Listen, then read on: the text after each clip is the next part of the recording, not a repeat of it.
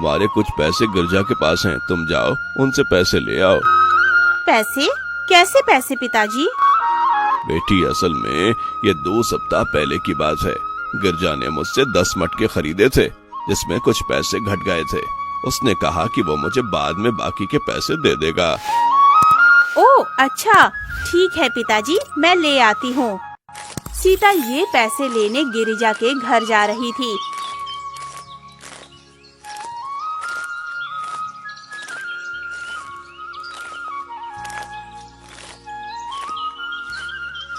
कि उसे रास्ते में माला दिखाई दी। अरे सीता, तुम यहाँ इधर कहाँ जा रही हो? हाँ माला, मैं गिरिजा काका के घर जा रही हूँ। पर किस लिए? माला के पूछने पर सीता ने उसे सारी बातें बता दी। सारी बातें सुनकर माला बोली, ये सब बात तो होती रहेगी, चलो मेरे घर चलो, वहीं बैठकर बातें करेंगे दोनों सहेलियाँ। माला और सीता दोनों माला के घर की ओर चल पड़ी।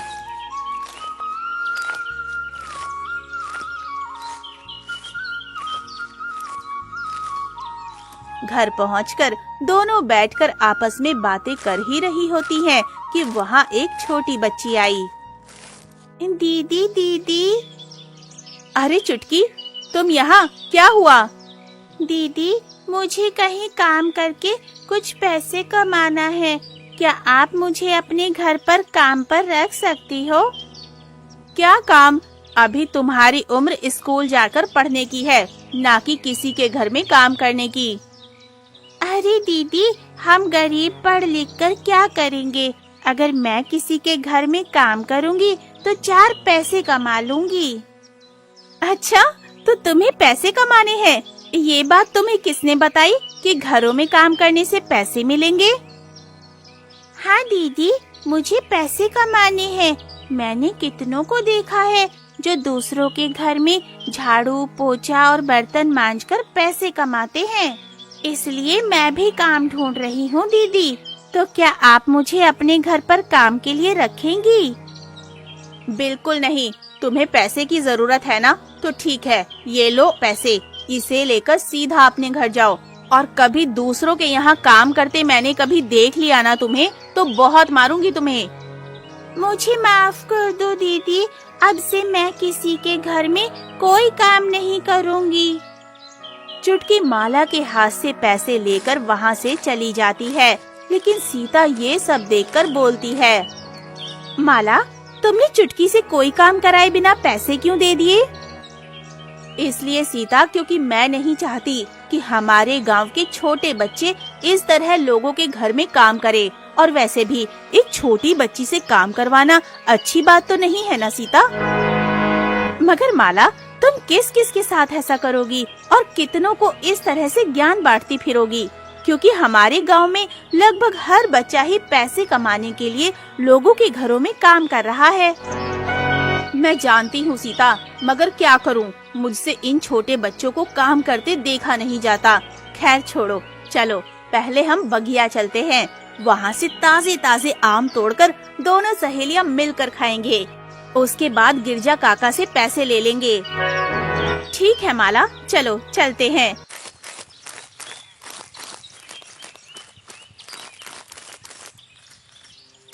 और फिर कुछ ही देर में वो दोनों बगिया पहुंची, जहाँ पर उन्होंने कुछ ऐसा देखा कि उनकी आंखें फटी की फटी रह गईं। माला, क्या तुम भी वही देख रही हो जो मैं देख रही हूँ? हाँ सीता, मैं भी वही देख रही हूँ। माला, ये गांव के लोग ऐसा कैसे कर सकते हैं? हाँ सीता, यही तो मैं भी सोच रही हूँ, गांव के लोग पागल तो नहीं हो गए हैं। चलो चल के हम उन्हें रोकते हैं। माला और सीता ने देखा कि गांव के कुछ लोग अपनी बेटी को दुल्हन बनाकर उसका विवाह एक पेड़ से करा रहे थे। माला और सीता वहां पहुंचकर बोलती हैं, काका, ये आप क्या कर रहे हैं? अरे माला बेटी, तुम यहाँ, अच्छा किया जो तुम आ गई। आज सुंदरी का विवाह है ना? विवाह? मगर किससे? इस पीपल के पेड़ से। काका, ये आप क्या कर रहे हैं? भला इस पेड़ से सुंदरी का विवाह कैसे हो सकता है? इससे तो सुंदरी का जीवन बर्बाद हो जाएगा। बेटी, असल में सुंदरी मांगलिक है, इसलिए जब तक ये कुंवारी हमारे घर में रहेगी हमारे घर में मुश्किलें आती रहेंगी। इसलिए हमने अपने गुरु जी के कहने पर इसका विवाह इस पेड़ से कराने का सोचा। काका, ये कैसी बात हुई? मतलब कि ये हमेशा इस पेड़ की पत्नी बनकर रहेगी? हाँ बेटी, सुंदरी की किस्मत में यही लिखा हुआ है। हम क्या कर सकते हैं? भगवान का लिखा हुआ हम थोड़ी बदल सकते हैं। माला और सीता ये बात हैरानी से सुन रही थीं, जबकि गांव के वो लोग अंधविश्वास में आकर सुंदरी का विवाह उस पेड़ से कराने में लगे थे। माला और सीता चाहकर भी कुछ ना कर पाई और वहाँ से आ गई।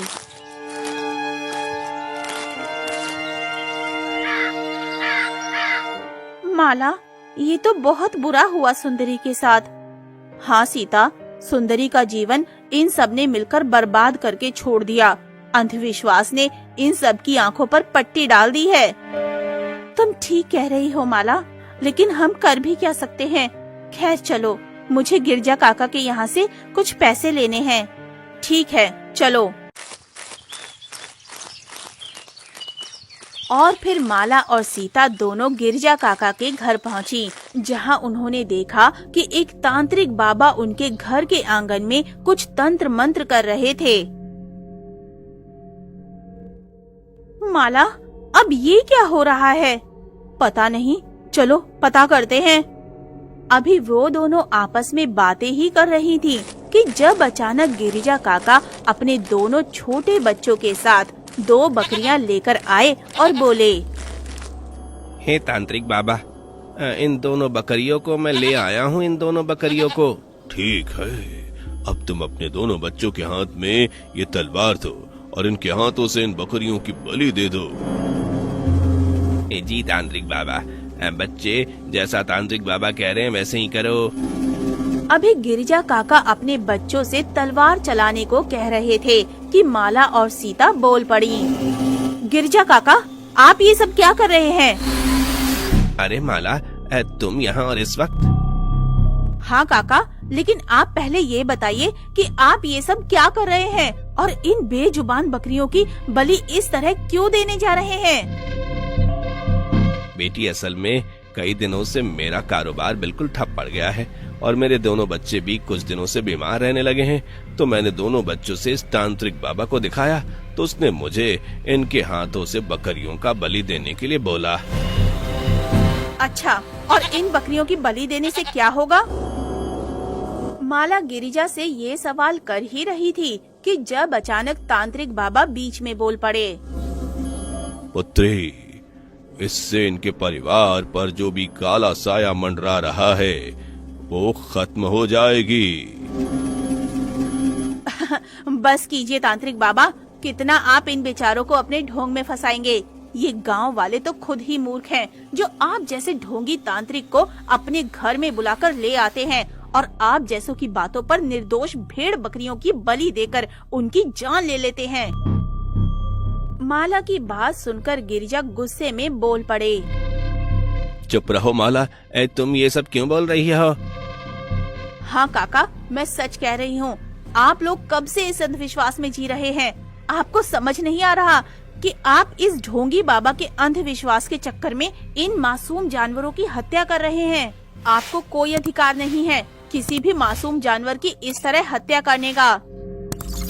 ए लड़की, चुपचाप यहाँ से चली जा, और वरना तेरे लिए अच्छा नहीं होगा।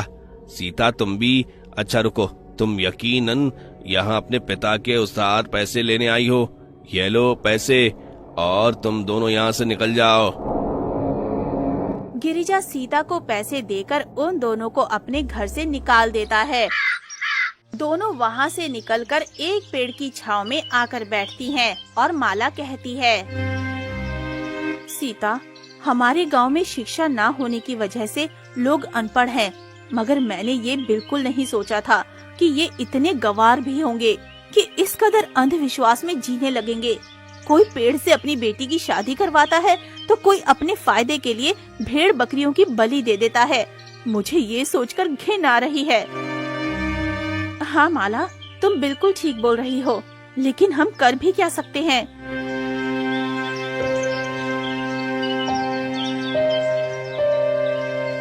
सीता, हम बहुत कुछ कर सकते हैं और अब इस तरह चुप रहकर नहीं। हम दोनों मिलकर अपने गांव में किसी तरह पहले तो शिक्षा का माध्यम खुलवाएंगे ताकि लोगों में शिक्षा को लेकर जागरूकता पहुंचे। तुम बिल्कुल ठीक कह रही हो, मगर ये होगा कैसे? इस मामले को हल करने के लिए हमें अपने सरपंच जी की मदद लेनी होगी। ठीक है, तो फिर हमें उन्हीं के पास चलना होगा। हाँ, चलो।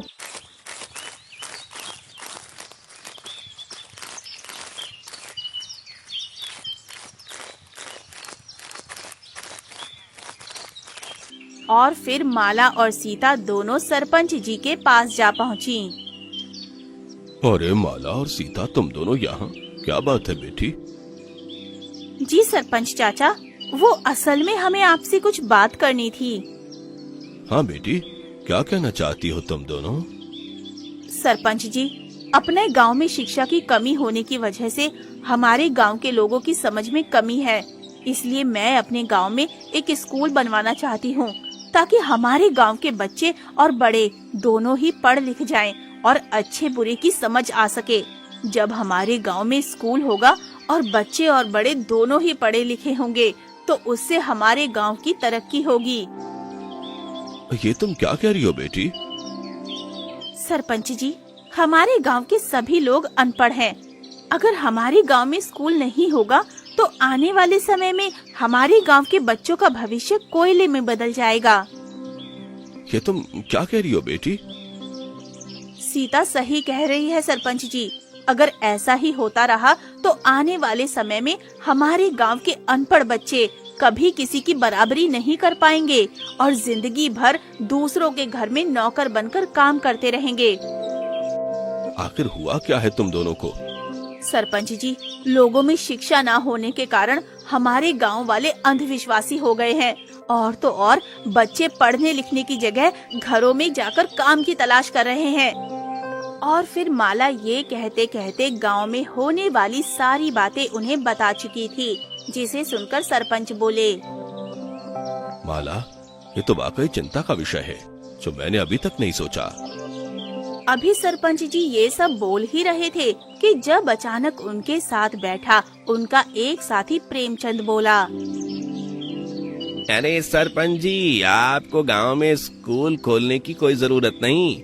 पढ़ाई लिखाई से कुछ नहीं होता और वैसे भी हमारे गांव में जो भी हो रहा है वह तो हमारी पुरानी परंपरा है। प्रेमचंद एकदम चतुर और मक्कार इंसान था जो सरपंच के दोस्त होने का फायदा उठाकर सरपंच से किसी न किसी बहाने से पैसे मांगकर ले जाता था। मगर प्रेमचंद, माला बिल्कुल ठीक कह रही है। हमारे गांव में शिक्षा की कमी होने से हमारे गांव के छोटे छोटे बच्चे पढ़ने लिखने के उम्र में घर घर जाकर काम तलाश रहे हैं। अगर मगर कुछ नहीं सरपंच जी, गांव से स्कूल बनाने में बहुत पैसे लगेंगे और इन दोनों के बाद पर आपको फोकट में अपने पैसे बर्बाद मत कीजिए। आप अपने पैसे अपने में लगाइए, कोई फायदा नहीं होगा स्कूल बनाने से। इस गांव के लोग गंवार हैं और गंवार ही रहेंगे, चाहे स्कूल हो या ना हो। प्रेमचंद की बातें सुनकर माला को बहुत गुस्सा आया, पर वो चुपचाप सुन रही थी। प्रेमचंद, गांव के भलाई के लिए एक स्कूल खुल जाए तो अच्छा ही होगा।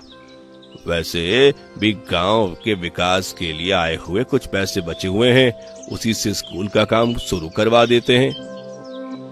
प्रेमचंद मौके का फायदा उठाते हुए बोल पड़ा, मित्र सरपंच, बातों बातों में मैंने आपको बताया ही नहीं।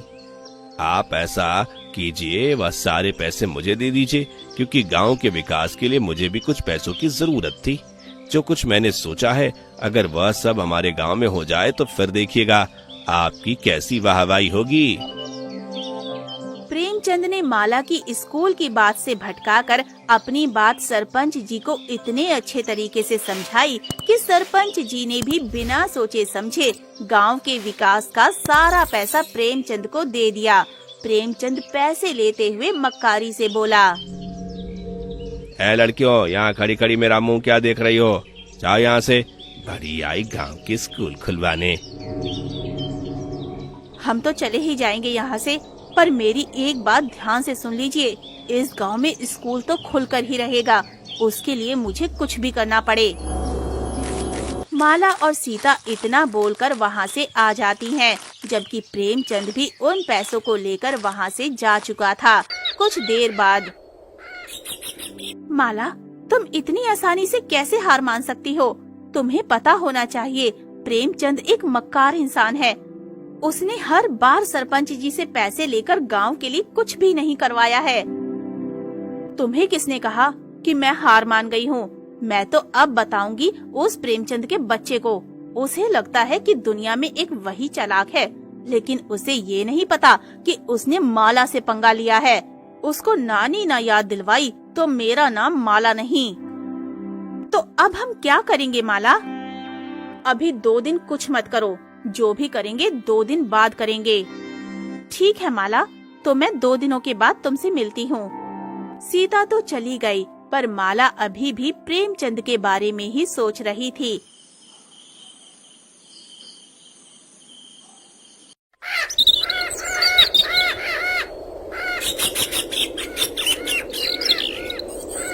अगले दिन सीता बाजार की ओर जा रही थी कि अचानक प्रेमचंद एक सुनार की दुकान पर दिखाई दिया।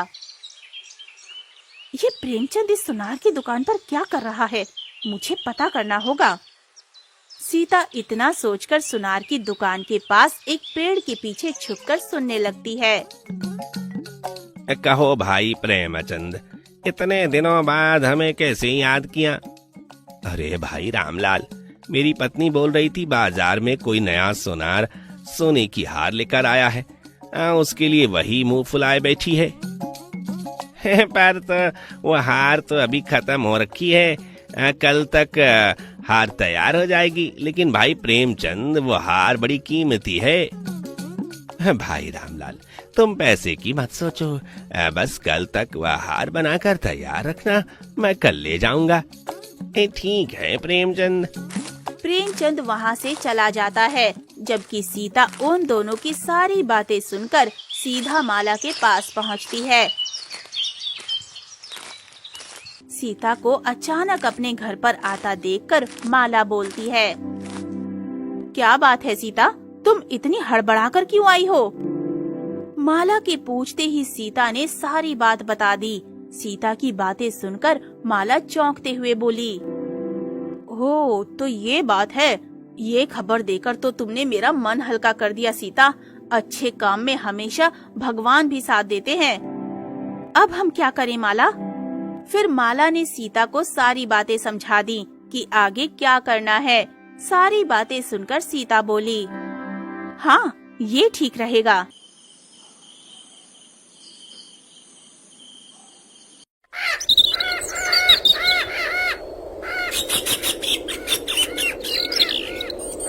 अगले दिन माला और सीता दोनों सुनार की दुकान के सामने वाले पेड़ के पीछे छुप गईं और देखने लगी कि कुछ ही पल के बाद वहाँ प्रेमचंद आया। भाई रामलाल, मेरे सोने का हार तैयार है क्या? हाँ भाई, बिल्कुल तैयार है, ये लो। सुनार ने प्रेमचंद को वो हार दे दिया।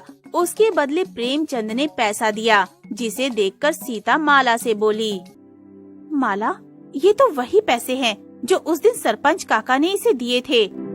हाँ माला, मुझे पहले से पता था कि ये कितना बड़ा हरामखोर है।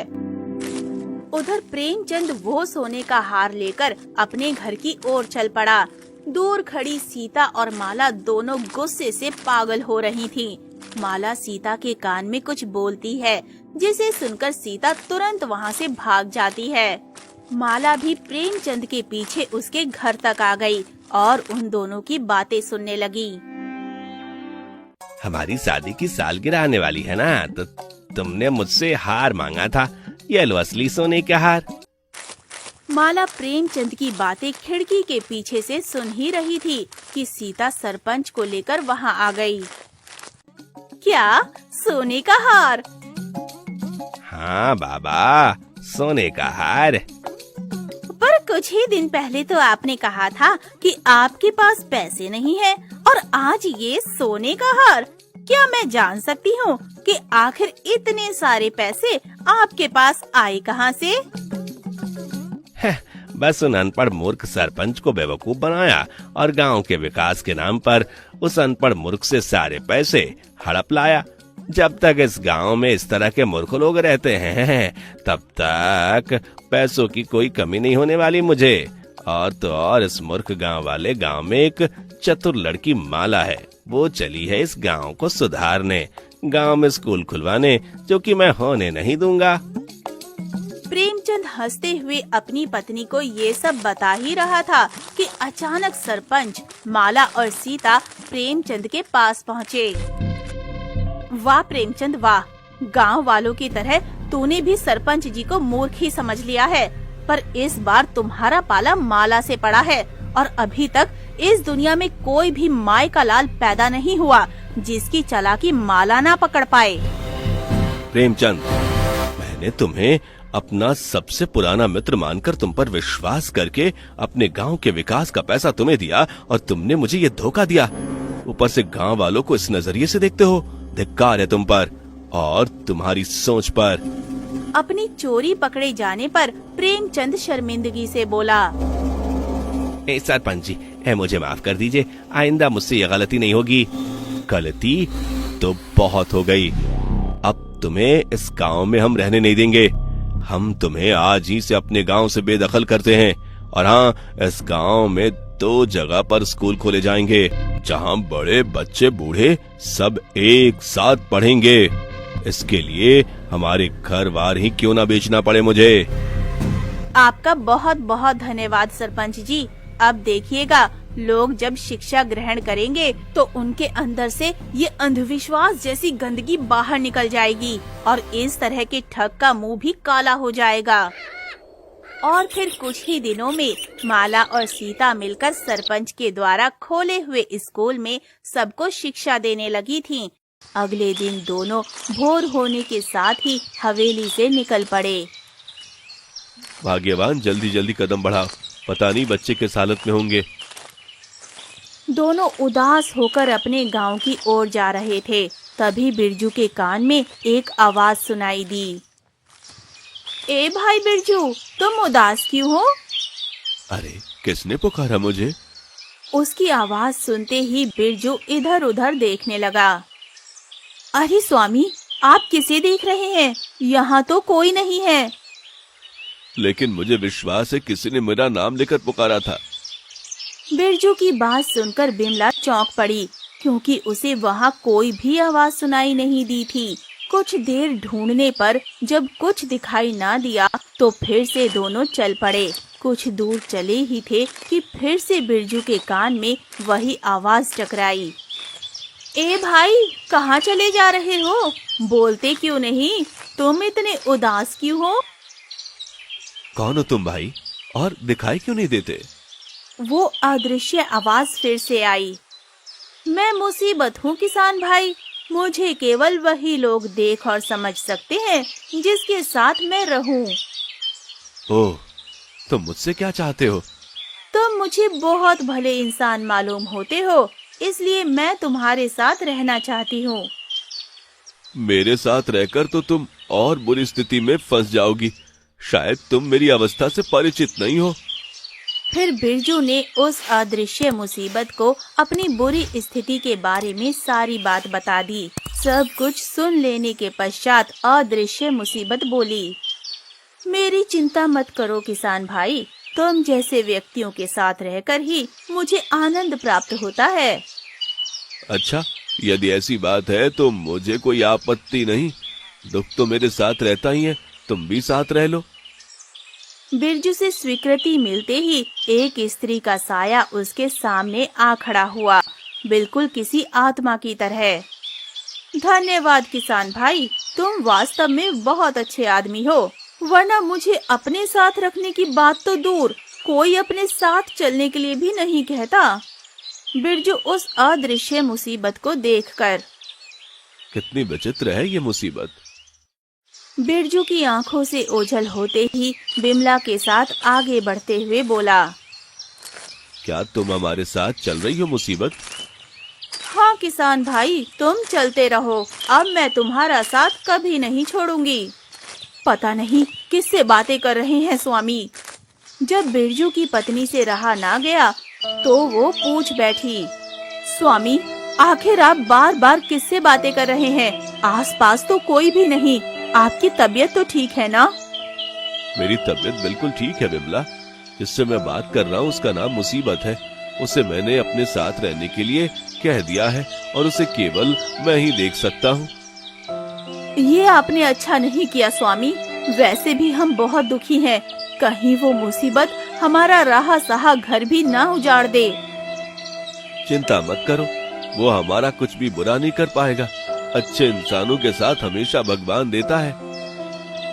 अपने पति की बात सुनकर बिमला खामोश हो गई। घर पहुंचकर बिमला पड़ोसी से अपने बच्चों को लाकर खाने का प्रबंध करने लगी, लेकिन घर में था ही क्या जो वो कुछ बना पाती। सुनो जी, घर में राशन के नाम पर कुछ भी नहीं है। भगवान क्या करूं, कहां से करूं इनके लिए भोजन का प्रबंध? सुनो जी, अब सोचते ही रहोगे या इनके खाने के लिए कुछ इंतजाम भी करोगे? ये लो 1 रुपया, काफी दिनों से बचा कर रखा था मैंने। जाओ इससे कुछ आटा ले आओ, सूखी ही सही, लेकिन बच्चों का पेट तो भर जाएगा। अच्छा भाग्यवान, अभी लाता हूँ। बिरजू 1 रुपया लेकर बाजार की ओर चल दिया। चलते चलते सोच रहा था, ना जाने कब मिलेगा इन दुखों से छुटकारा। तभी मुसीबत उसके सामने आ खड़ी हुई। क्यों भाई बिरजू, ये उदास उदास कहाँ जा रहे हो? क्या बताऊं मुसीबत बहन, दुखों से छुटकारा नहीं मिलता। समझ में नहीं आता क्या करूं। बिमला ने ये 1 रुपया दिया है, उसका आटा लेने जा रहा। तो भाई बिरजू, दुखी और उदास होने से परेशानी खत्म नहीं होती। चलो शराब खाने चलते हैं, थोड़ी सी पी लेना, फिर कोई ना कोई रास्ता निकल आएगा। शराब खाने? लेकिन पीने के लिए पैसे कहाँ से आएंगे? अरे ये 1 रुपया है ना तुम्हारे पास, उसी से काम चल जाएगा। लेकिन इसका तो मैं आटा लेने जा रहा हूँ। बच्चे भूख से बिलख रहे हैं। पहले अपना दुख तो खत्म करो, फिर दूसरों की सुन लेना। मुसीबत के बहकाने में आकर बिरजू ने बाजार का रास्ता छोड़कर शराब खाने का रास्ता पकड़ लिया। शराब खाने में पीते हुए बिरजू मुसीबत से बातें कर रहा था। वाह, कितनी अच्छी चीज है। एक घुट जाते ही सारी चिंता पल भर में गायब हो गई। मेरा कहा मानोगे तो सारी चिंताओं से हमेशा इसी तरह मुक्त रहोगे भाई। शराब पीकर झूमता हुआ बिरजू घर पहुंचा। इतनी देर रात तक कहाँ थे? आटा कहाँ है? देखो बच्चे रो रो कर अभी सोए हैं। अब तू क्यों जाग रही है? तू भी सो जा। अरे आपने तो शराब पी है। चुप, ना समझ। मैंने शराब नहीं पी, चिंता से मुक्त होने की दवाई पी है। अब जाकर सो जा और मुझे भी सोने दे। बड़े जोरों की नींद आ रही है। हे भगवान। अगले दिन जब बिरजू का नशा उतरा तो उसे फिर वही भूख पर रोना पीटना दिखाई दिया।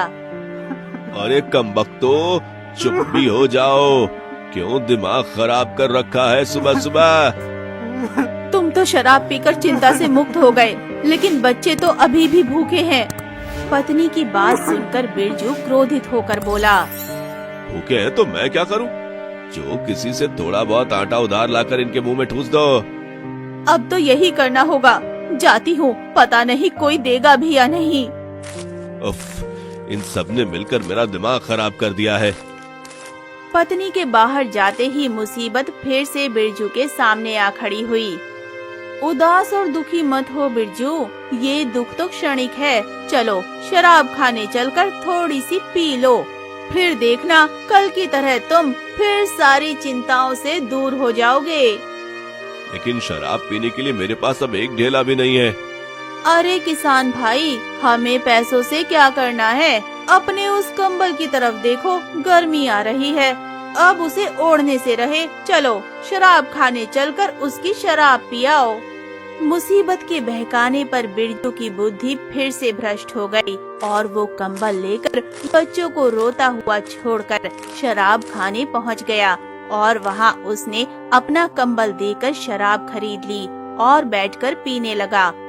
पीकर कल रात की तरह झूमता हुआ घर लौटा। हे भगवान, आज भी आपने शराब पी है?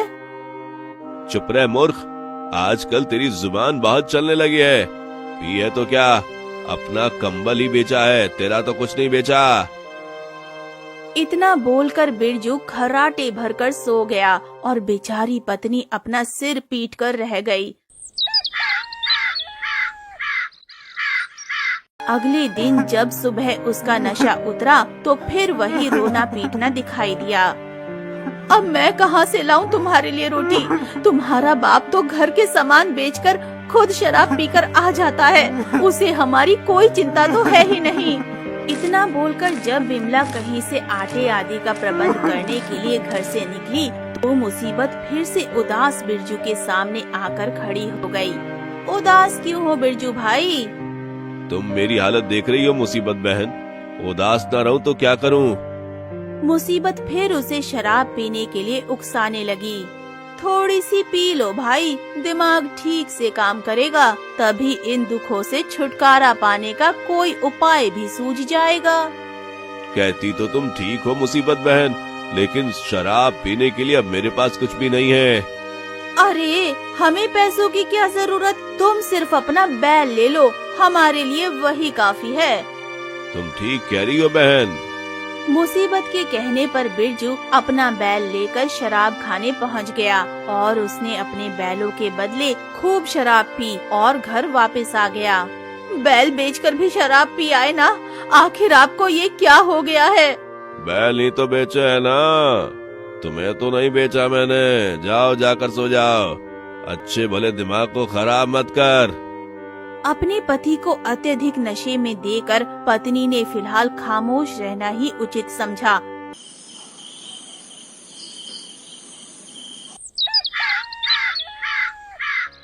परंतु अगले दिन सुबह जब उसका नशा उतरा, शर्म आनी चाहिए आपको, यदि शराब पीने की यही लत लगी रही तो एक दिन ये घर बार सब बिक जाएगा।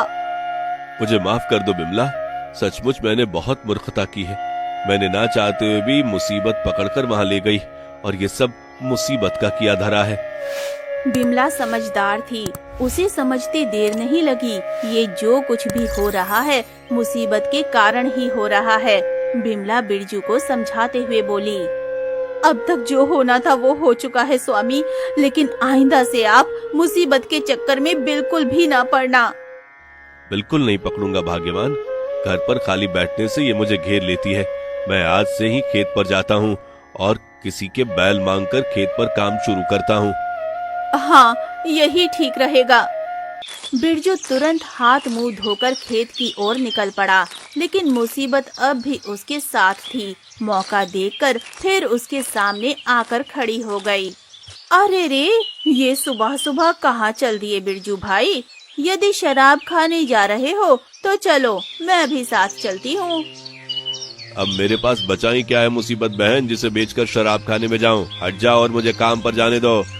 काम पर जाकर क्या होगा बिरजू भाई? शराब पीने से सारी चिंताएं खत्म हो जाती हैं। तुम सब देख ही रही हो मुसीबत बहन, मैं कंगाल हो चुका हूँ, कुछ भी तो नहीं बचा हमारे पास। अब ईश्वर के लिए मेरा पीछा छोड़ दो। कैसी बातें करते हो बिरजू भाई? तुम जैसे अच्छे आदमी का साथ छोड़कर मैं कहाँ जा सकती हूँ? कौन देगा मुझे पनाह? परंतु मेरे पास तो शराब ही और देखने के लिए भी कुछ नहीं बचा। उसकी चिंता तुम मत करो, शराब के लिए धन का प्रबंध मैं करूँगी। जैसा मैं कहती हूँ तुम वैसा करो। अब क्या करना होगा मुझे? तुम कुछ समय के लिए अपने पड़ोसी से उसकी गाड़ी और बैल मांग लो, फिर देखो मेरा कमाल। ओह, लगता है ये मुझे गिरवी रखकर मानेगी। परंतु बिरजू मुसीबत का कहा टाल नहीं सका और अपने पड़ोसी के पास पहुंचा। भैया, मुझे कुछ समय के लिए अपनी बैलगाड़ी दे दो, उसके बदले सप्ताह भर में मुफ्त में तुम्हारा काम करूंगा। अरे भाई बिरजू, अब ना खेत है तुम्हारे पास और ना घर बार, सब कुछ तो तुमने शराब की बेच चढ़ा दी। अब क्या मेरी बैलगाड़ी भी बेचकर शराब पीने का इरादा है? नहीं नहीं, ऐसा मत कहो भाई, मैं तो सिर्फ जंगल से लकड़ियां काटने जा रहा हूँ ताकि बच्चों के लिए भोजन का प्रबंध कर सकूं। पड़ोसी को उसकी बातें सुनकर दया आ गई। यदि ऐसी बात है तो ले जाओ, लेकिन 2 बातें ध्यान रखना। एक तो गाड़ी पर ज्यादा बोझ मत लादना, दूसरा उसे बेचकर या गिरवी रखकर शराब मत पीना। विश्वास रखो भाई, ऐसा कुछ नहीं होगा। बस कुछ ही समय बाद आपकी बैलगाड़ी लौटा जाऊंगा। बिरजू पड़ोसी की बैलगाड़ी लेकर जैसे ही आगे बढ़ा कि मुसीबत लपक कर उस पर बैठ गई और बोली, उत्तर दिशा की ओर गाड़ी ले चलो बिरजू भाई। उत्तर की ओर? वहाँ तो भयानक जंगल है। अब तुम क्या मुझे डाकुओं से मरवाना चाहती हो? अरे नहीं नहीं, तुम तो बेकार में मुझसे भयभीत हो रहे हो। मैं तो तुम्हारे लिए धन का प्रबंध करने जा रही हूँ। तुम चलो तो सही, फिर देखना। मजबूरी में बिरजू ने बैलगाड़ी को उत्तर दिशा में हाँकते हुए कहा। चल तो रहा हूँ मुसीबत बहन, लेकिन आगे जाकर गाड़ी जंगल की बजाय शराब खाने की ओर मत मुड़वा देना। चिंता मत करो किसान भाई, आज तुम्हें भी मालूम हो जाएगा कि मैं तुम्हारा कितना ख्याल रखती हूँ। मैं तुम्हें इतना धन दिलवा दूंगी कि फिर शराब और जुए के लिए तुम्हें कभी कोई कमी नहीं रहेगी। कुछ देर चलने के बाद जंगल में तो हम आ पहुँचे। अब और कितनी दूर जाना है? बस कुछ दूर और आगे एक छोटी सी पहाड़ी है, बस हमें वहीं जाना है। अब और कितनी दूर जाना है बहन? बाएं की ओर रास्ते पर ले जाकर गाड़ी रोक देना। अच्छा। बिरजू ने मुसीबत के कहे स्थान पर बैलगाड़ी ले जाकर रोक दी और गाड़ी से नीचे उतर गया। देखो बिरजू, वो जो भारी पत्थर दिखाई दे रहा है, उसके पीछे एक गुफा है। उस पत्थर को हटाकर भीतर चले जाना। वहाँ तुम्हें डाकुओं द्वारा लूटा हुआ बहुत सारा धन बोरियों में भरा हुआ मिलेगा। ओह, कहीं डाकुओं का मालूम चला कि उसका धन मैं चोरी करके ले गया तो? उसकी चिंता तो मत करो, मेरे ही कारण कल वे पुलिस द्वारा पकड़े जा चुके हैं। अब वो सारा धन तुम्हारा है, जितना चाहे खर्च करो और मौज उड़ाओ। ओह, तो ये बात है। मुसीबत से छुटकारा पाने का उपाय सोचता हुआ बिरजू उस गुफा के सामने जा पहुंचा। फिर वो उस पत्थर को हटाने की कोशिश करने लगा। पत्थर भारी जरूर था, लेकिन बिरजू भी कम शक्तिशाली नहीं था। थोड़ी मेहनत के पश्चात ही वो उसे हटाने में सफल हो गया। बन गया काम। बिरजू गुफा के अंदर प्रवेश करता है। अंदर बोरी में भरा हुआ धन देखकर, आहा, इतना सारा धन! धन तो मिल गया। अगर मुझे किसी तरह इस मुसीबत से छुटकारा मिल जाता तो? सोचते हुए बिरजू ने बोरियों को अपनी बैलगाड़ी में लादना शुरू कर दिया। बोरियां लादते लादते मुसीबत से पीछा छुड़ाने का उपाय भी सोच लिया। बिरजू भाई, क्या सारा धन ले आए? हाँ, ये बोरी आखिरी थी, लेकिन बहन, वहाँ एक मुसीबत का मारा आदमी है। शायद डाकुओं ने उसे किसी कारणवश बंद करके छोड़ा है। यदि तुम कहो तो मैं उसे भी ले आऊं। नहीं नहीं, ठहरे रहो, पहले मुझे उसे देखने दो। कहकर मुसीबत गुफा की ओर चल पड़ी। बिरजू भी पीछे पीछे चल पड़ा। बस कमबख्त, एक बार भीतर घुस जा। गुफा के भीतर पहुंचकर मुसीबत ने चारों तरफ देखा, लेकिन वहाँ किसी को ना पाकर वो आश्चर्य से बिरजू को पुकारते हुए बोली, अरे किसान भाई, यहाँ तो कोई नहीं है। तुम तो कह रहे थे। वह उस तरफ अंधेरे में है, जरा और आगे बढ़ो मुसीबत बहन। मुसीबत जैसे ही गुफा की ओर भीतर गई तो मौके की तलाश में खड़े बिरजू ने झट से बाहर निकलकर गुफा के मुख पर भारी पत्थर चढ़ा दिया। अरे अरे किसान भाई, तुम ये क्या कर रहे हो? आज से तुम यहीं रहोगी मेरी प्यारी मुसीबत बहन। आज से तुम किसी पर भी सवार नहीं हो सकती, ना किसी का घर बर्बाद कर पाओगी। पत्थर हटाओ बिरजू, मुझे बाहर निकालो। मैं तुमसे वादा करती हूँ कि आइंदा तुम्हें कभी नहीं सताऊंगी। माफ करना मुसीबत बहन, अब मैं और मूर्ख नहीं बन सकता। तुम्हारी जगह अब यही है। बिरजू धन से भरी बोरियों को लेकर घर पहुंचा, जिसे देखकर बिमला बोली, अरे ये बैलगाड़ी और इस पर लदी बोरियां किसकी हैं जी? हरी भाग्यवान, जरा सांस तो लेने दे, फिर सब कुछ बता दूंगा। सारी बोरियों को घर में रखकर बिरजू ने अपनी पत्नी को सारी बातें बता दी।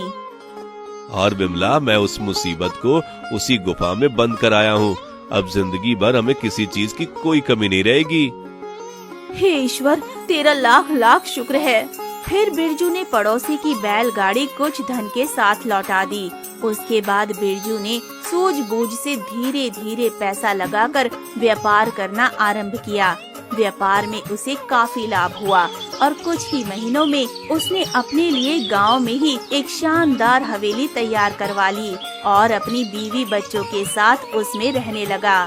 कुछ दिनों के बाद जब बड़े भाई बलदेव के कानों में बिरजू के धनवान होने की बात पड़ी, तो एक दिन वो वास्तविकता जानने के लिए उसके घर पहुंचा। ये मकान बिरजू का है?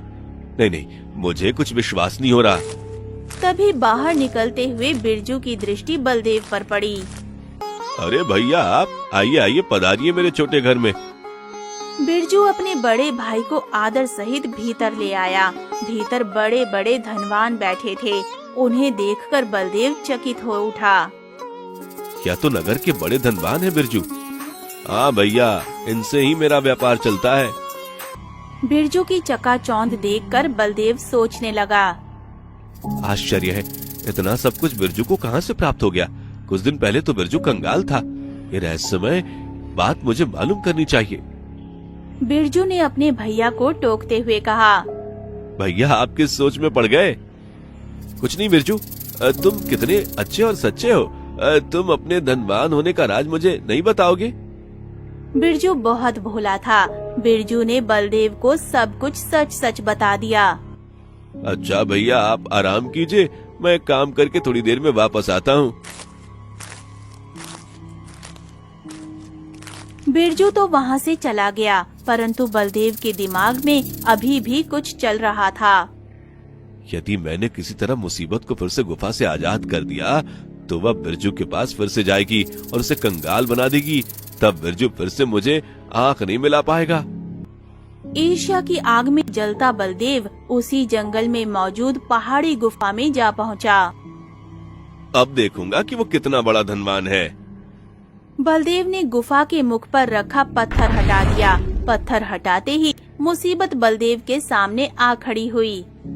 मैं उस स्वार्थी बिरजू का भाई हूँ प्यारी मुसीबत बहन, जो तुम्हें यहाँ बंद करके गया है। अब तुम आजाद हो, जाओ जाकर उससे बदला लो और उसे बर्बाद कर डालो। नहीं भले आदमी, अब मैं उसके पास दोबारा नहीं जाऊंगी, वरना वो मुझे फिर से किसी संकट में डाल देगा। क्या? तुमने मुझे बाहर निकाला है, ए अच्छे भाई, जबकि तुम्हारे दुष्ट भाई ने तो मुझे मार डालने में कोई कसर नहीं छोड़ी थी। तुमने मेरी मदद की है, इसलिए अब मैं हमेशा तुम्हारे साथ ही रहूंगी। हाय, मैं मर गया। और कुछ ही महीनों में मुसीबत ने बलदेव को सेठ से भिखारी बनाकर छोड़ दिया।